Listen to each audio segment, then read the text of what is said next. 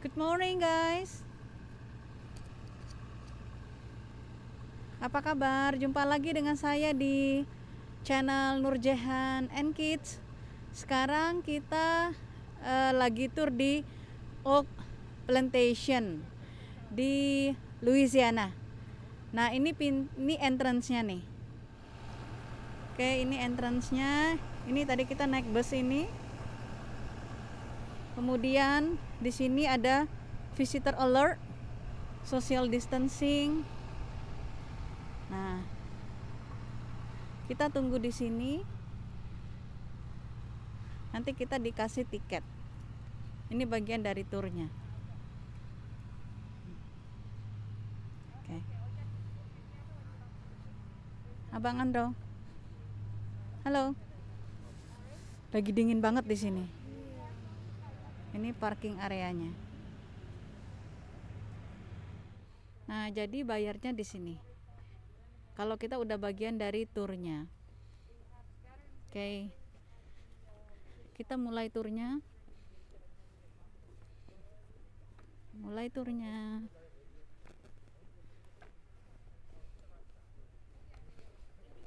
Oke. Ini adalah yang aslinya dari Oak Plantation.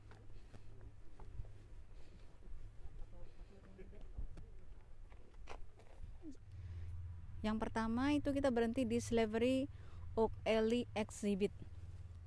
Nah, ini exhibit yang pertama. Kita lihat ada apa di sini. Ini ada rumah-rumah.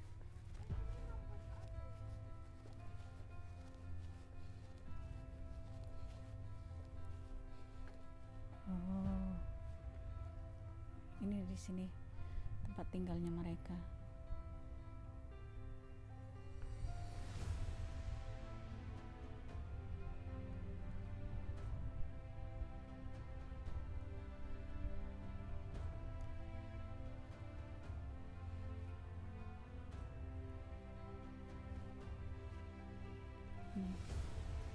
House of Slave Quarters. Sama ya, Mas? Rumahnya hampir sama ya dengan yang kemarin ya.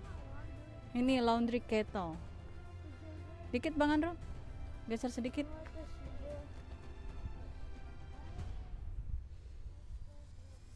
Oke. Ini adalah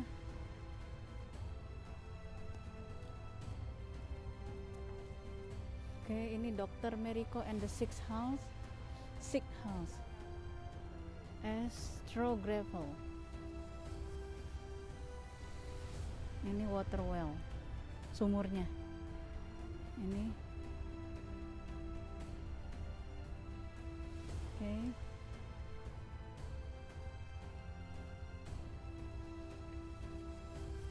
Nah, ini suplemen untuk bertahan hidup. Nih. Providing for their own.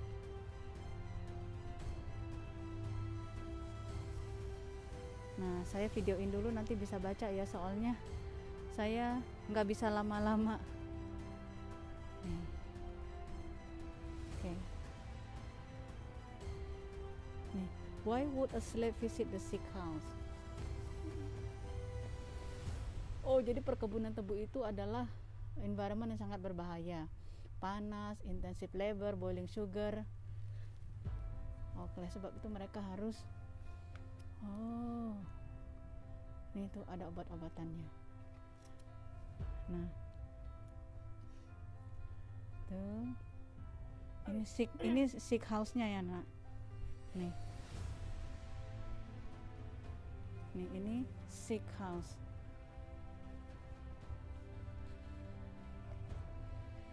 Nih, caring for their own sick nurse.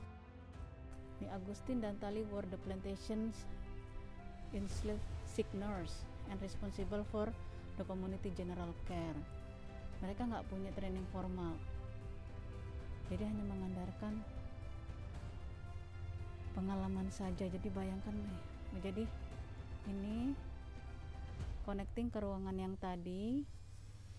Nah, ini tempat pasien-pasiennya dirawat. Oke. a plot of land.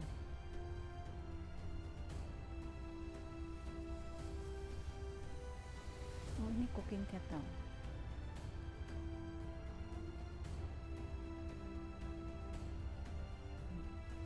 Bisa dilihat di sini. Ini cooking kettle-nya.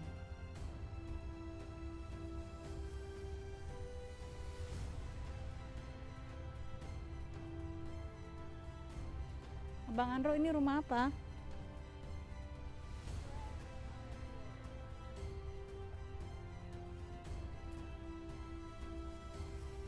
Nih, field slip. Oke, kita mau ke sana. Ayo, Abang.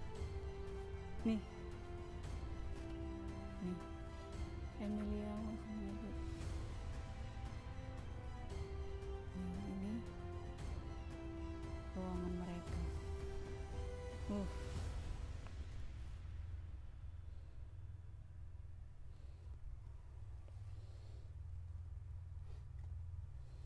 Yuk, sayang.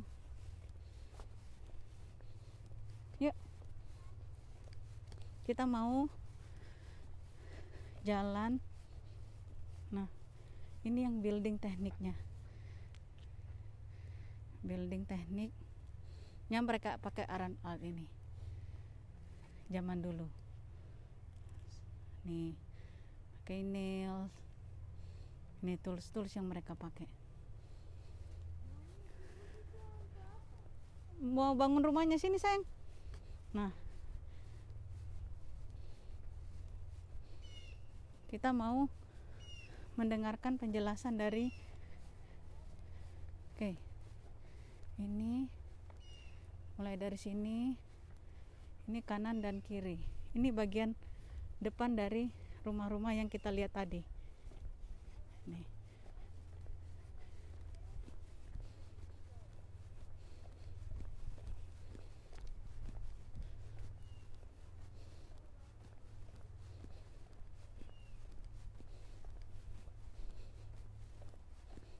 Itu rumah besarnya. Jadi setiap plantation itu punya rumah besar sendiri.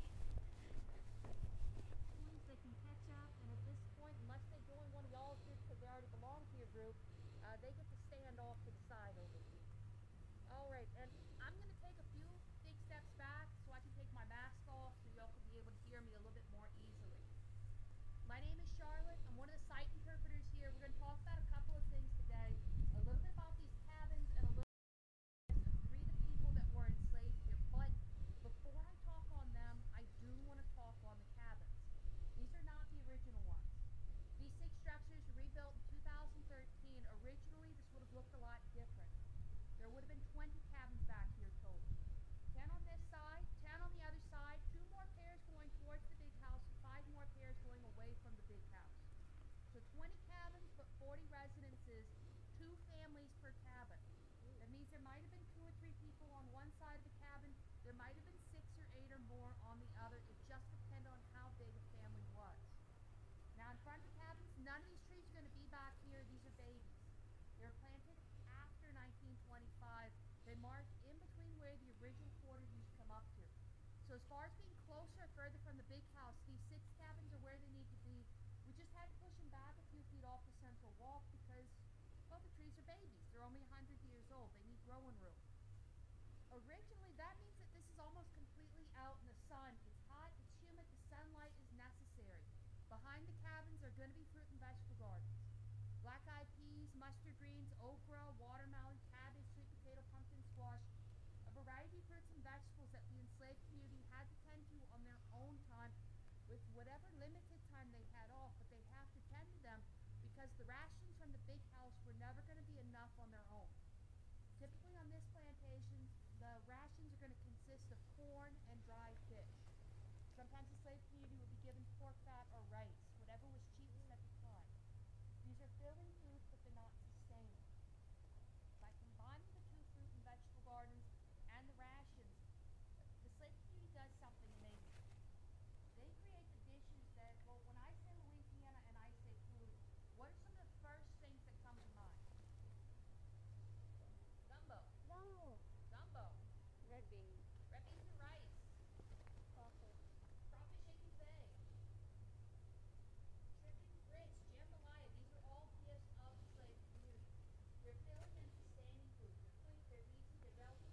Itu rumahnya. We're able to feed a huge amount of tools, not a lot of effort, and the limitations never the ingredients. If you don't have something, use something else. If you don't have pork, you use fish, you use shrimp, you use chicken. If you don't have rice, you use grits. How many of y'all have tried grits? How many of y'all didn't like it? One person.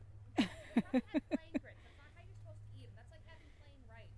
It's fine, but it tastes like nothing. They take on the flavor of what you put into them. So you just use it as a substitute for rice. Try mixing with stuff that you would mix rice with, and you might like it next time. These dishes, they're meant to be shared with a community of people. You don't make gumbo for 4, you make it for 14. You make jambalaya for 100. The only limitation is the size of the pot, because that determines how many people get to eat. But what else does the enslaved community do with their limited time off, other than cooking and gardening? What are they actually doing on their days on? We're going to find out. We're going to look at 3 people today. Amelia, Thomas, and Hyacinth. A field slave, a craftsman, and a house slave. We're going to look at these 3 people and see what their days were like on this property. Now, to find out about these people, I had to go through the primary documents. They're fragmented and they're limited at best. Baptismal records, bills of sales, appraisals, receipts.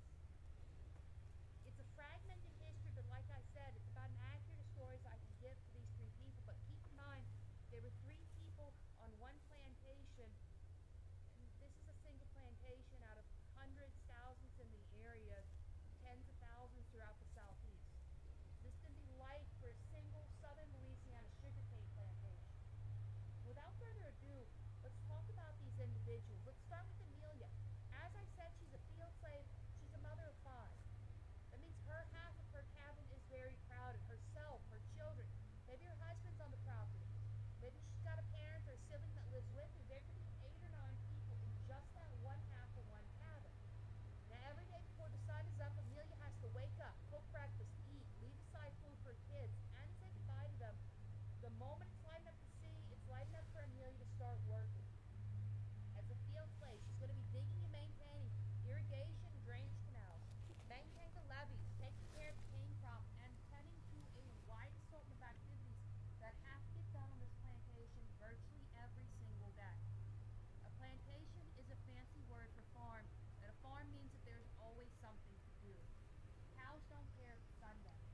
They need to get milked twice a day, every day. Horses need to get let out to pasture. Mules, oxen, sheep, pigs, goats, chickens, they're all on this property. They all want to be tended to. And that's just the animals.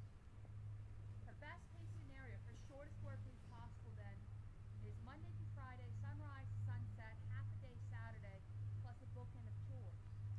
Her best case scenario, longest weekend possible, is about half day Saturday and the whole day Sunday, but it's minus the bookend of chores, so it's actually about a 4th day Saturday, about half the day Sunday.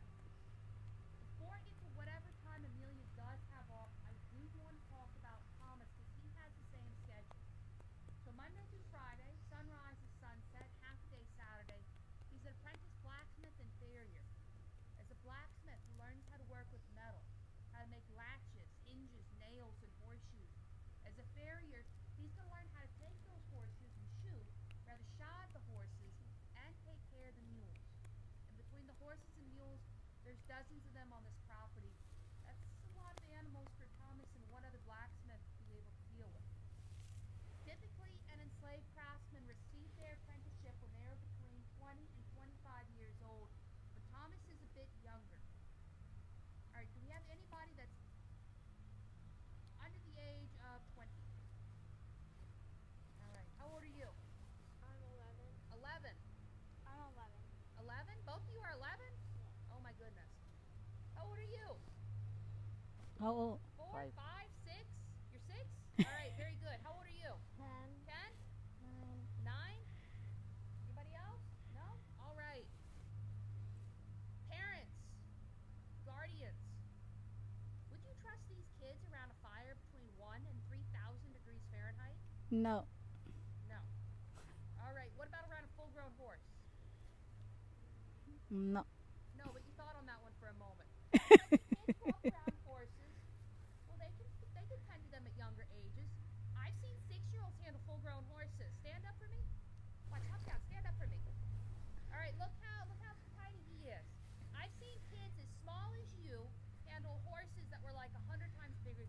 Wow. Full-grown horses. The first thing you're told if you've never spent time around a horse is to not walk behind them.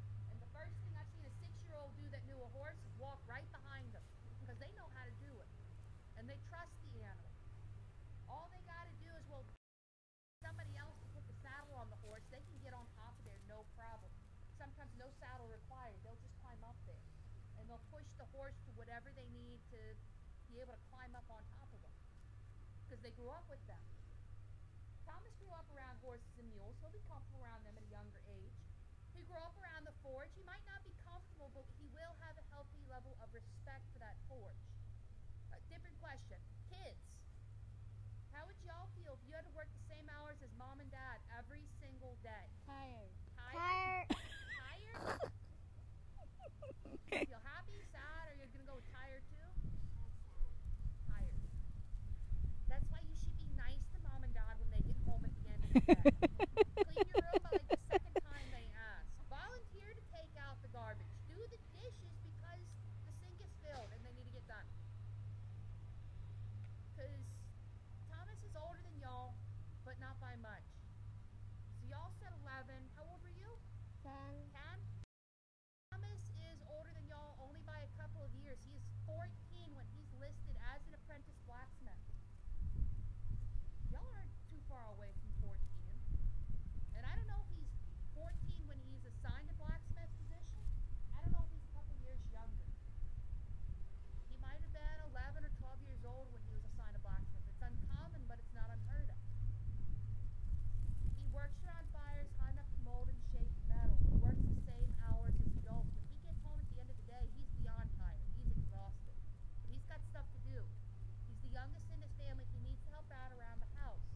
Amelia's been out in the fields all day, but she's still got those 5 kids. So, cooking, cleaning, dishes, laundry, fruit and vegetable gardens, care for the community, finding time to eat, finding time to spend with family and friends, finding time to sleep.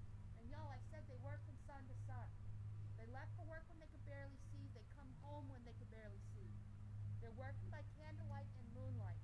Sometimes that's enough to see by, but sometimes it's not.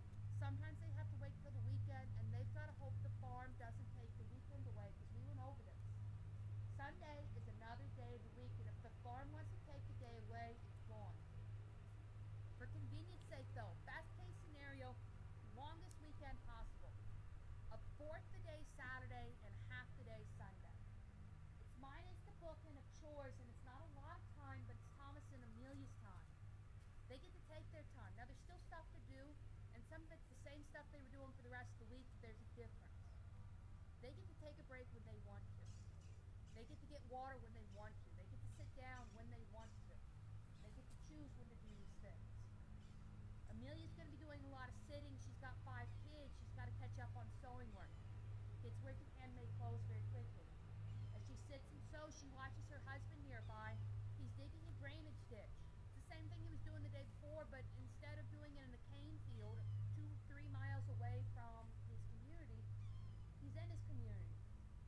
He's digging a drainage canal to help filter water away from a stagnant pool that's formed over in the garden so they can try and rescue some of the corn that's being grown to feed their families. When he wants to take a break, he can sit down next to his wife. They can sit, they can talk, and for a few moments, maybe watch their kids run around and play in the light of day. They haven't had a chance to do that in a while.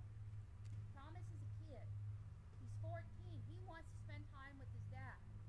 He's going to be hunting and fishing on the plantation property, but I don't know if he does that with his dad or not because I don't know. In the state of Louisiana, children 10 and under cannot be separate away from their mothers. That is a state law.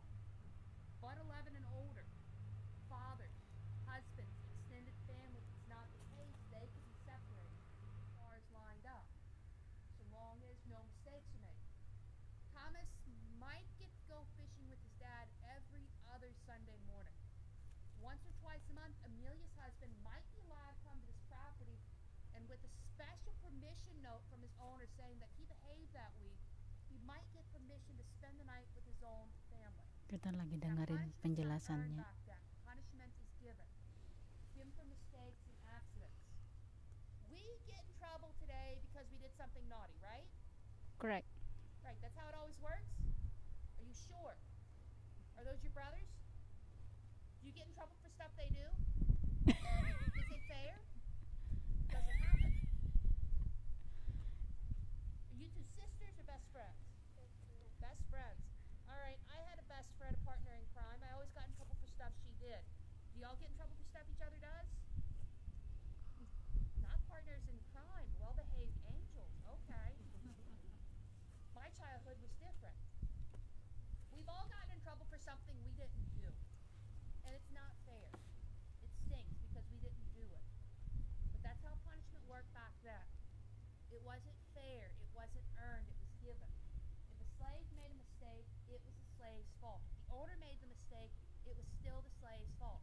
The sky opened up. Aslinya dulu di sini ada 5 rumah. Kemudian di setiap rumah satu pintu ini satu keluarga dan di sampingnya satu keluarga. Jadi satu rumah ada 2 keluarga. Kalau sekarang direkonstruksi, tapi tidak seperti aslinya. Nih. Oke, sekarang kita mau ke rumahnya. Nah, di sini banyak pohon-pohon besar. Bayu, tadi cerita apa tadi? Itunya. Nah, iya. Tentang anak-anak ya. Ini plantation garden. Nah. Oke. Bisa dilihat di sini banyak pohon-pohon besar.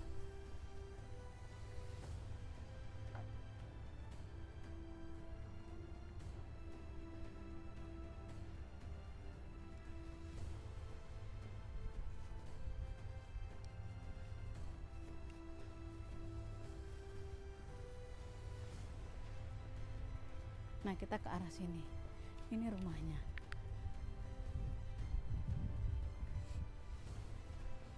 Hai Ata.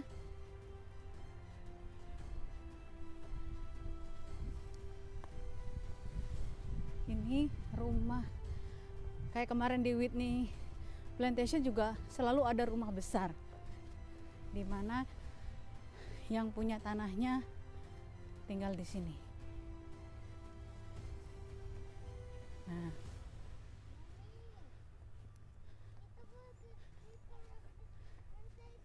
Oke, kita mau masuk ke dalam rumahnya.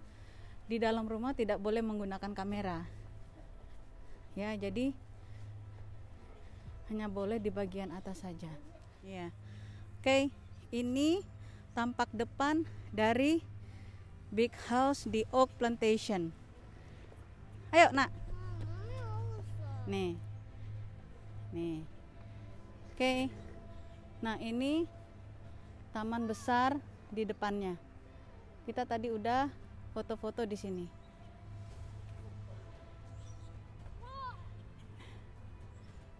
Tuh. Jadi kita udah foto-foto di sini.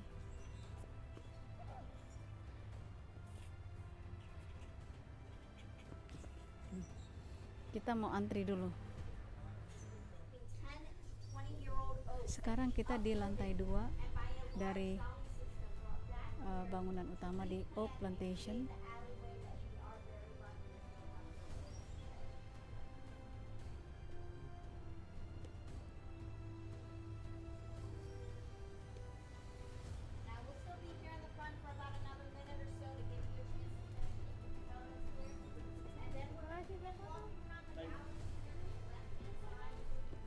Tar.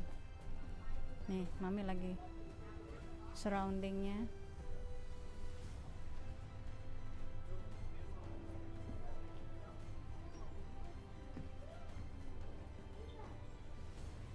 Ini anak-anak lagi ambil foto. Bayu ambil foto ya? Wow. Rumahnya besar. Nggak boleh Nak, manjat Nak. Nih. Kok takut ya jalannya? Kita lagi keliling rumahnya. sambil lihat-lihat ada apa aja. Ini ada di sini.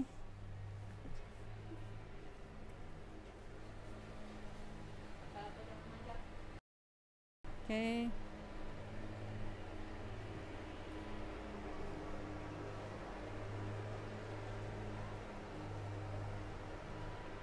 Oke, ini adalah East Garden. Nih, East Garden. Tuh anak-anak lagi main di gardennya. Sini sayang mami. Nggak boleh. Grace-nya nggak boleh. Yuk, yuk sayang. Iya. Yuk kita harus cepat. Iya. Yuk, nak yuk.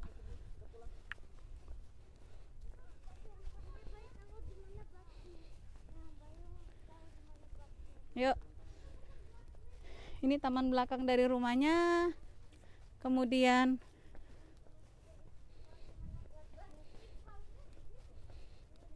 oke. Banyak tanaman-tanaman di sini. Oh, ini Sugarcane Theater. Oh, jadi ini ada videonya. Yuk. Ini cooling cart.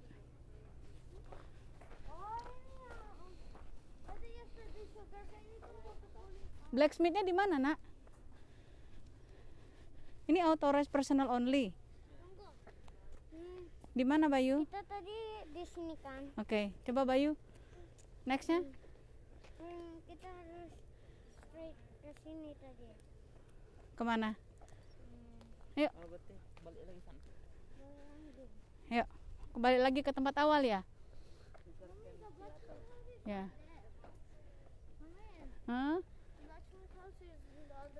Oke.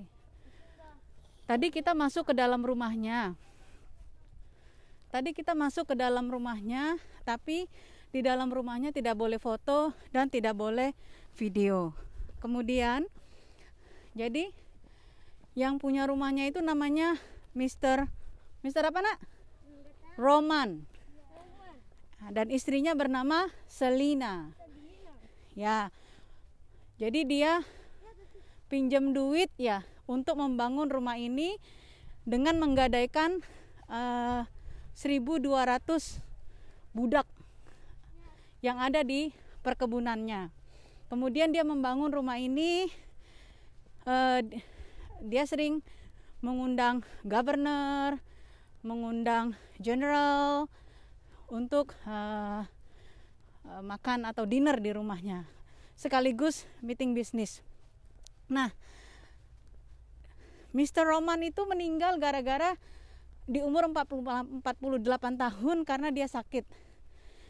Dia sakit TBC, kemudian sakit yellow fever. Setelah dia meninggal, perkebunannya diteruskan oleh istrinya. Tapi istrinya tidak punya pengalaman bisnis. Dan ketika adiknya Roman mau membantu, dia tidak mau, malah dia meng-hire engineer untuk membantunya. Nah, bukan membantunya, malah mereka membuat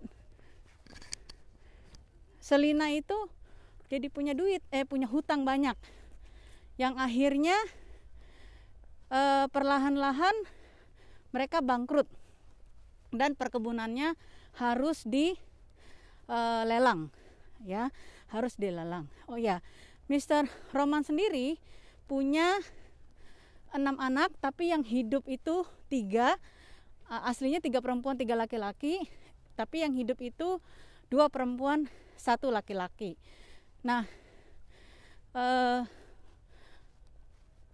pemilik sebelumnya itu jadi setelah lelang berganti-ganti pemilik, dan pemilik yang terakhir itu mereka orang New Orleans, mereka yang merawat bangunannya. Nah, itu sekilas, dan mereka juga yang melakukan rekonstruksi dan perbaikan dari bangunan big house di Oak Plantation itu sendiri. Oke, ini jalan masuknya. ini akhir dari perjalanan kita di tour kita di Oak Plantation. Di sini ada restoran, kemudian souvenir. Kalau Anda mau beli souvenir, di sini juga ada penginapan-penginapannya. Kalau Anda mau stay overnight, nah ini West Pavilion. Nah, jadi kalau mau nginep, Anda bisa nginep disediakan ruangannya, kamar-kamarnya. Nah, kita udah mau selesai.